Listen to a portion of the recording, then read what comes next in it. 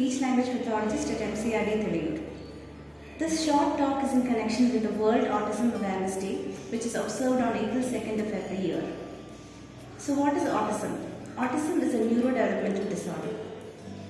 The term neurodevelopment refers to the development of neurological pathways in the brain, which influence certain functions such as reading, writing, language, memory, etc.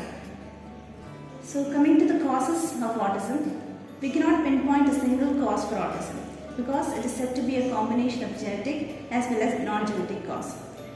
So by genetic cause we mean that it might be running in the family, or it could be the genetic changes, certain genetic changes that could have happened during the embryonic development.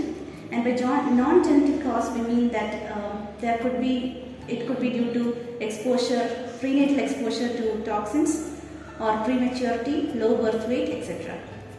So coming to the types of autism, previously autism used to be classified under different subtypes, but after from 2013 onwards, it came to be known as autism spectrum disorder. So a child who is exhibiting symptoms of autism would fall into this umbrella term, that is autism spectrum disorder or ASD. So there are many different types of neurodevelopmental disorders, but what sets them apart from autism or ASD is that ASD has got certain characteristic features. So these features include deficits in social communication and interaction and certain repetitive and restricted interest in behaviors. So examples of social communication and interaction deficits include lack of eye contact, lack of interaction with peers, and limited vocabulary, and they might not express their feelings appropriately. Such characteristics come under the social communication and interaction deficits. And by repetitive and restricted interest, we mean that the child might be focused on certain parts of the objects rather than the object as a whole, and the child might not like it when you make certain changes to the routines, and then the child might flap his hands continuously or rock his body continuously. So such features come under the repetitive and restricted interests and behaviors. And coming to the treatment of autism, treatment basically aims at improving the communication skills, the social skills, the behavior, and basically the overall quality of life.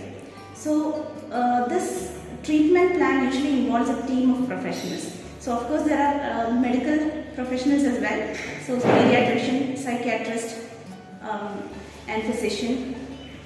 Apart from that, there are rehabilitation specialists who focus on each area of deficit. For example, an occupational therapist might help the child in developing his self-care skills, his play skills, activities for daily living, and they might also deal with the sensory issues that the child might have. A speech language pathologist will help the child in communicating better, communicating his feelings in a better way, socially acceptable way. And a special educator has also got a role in autism intervention because each the education plan has to be tailored according to the child's capacity. So we need a special educator as well.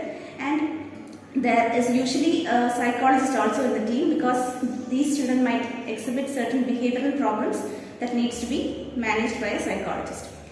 So what we need to understand is that we cannot comprehend a person with autism completely because each child is different. And just by looking at a child, we cannot come to a conclusion about his capacities and abilities. So what we need to remember is to be really patient with them, and especially their caregivers and their parents, and not be judgmental. So we have to try to read the book or understand the book rather than trying to judge the book by its cover.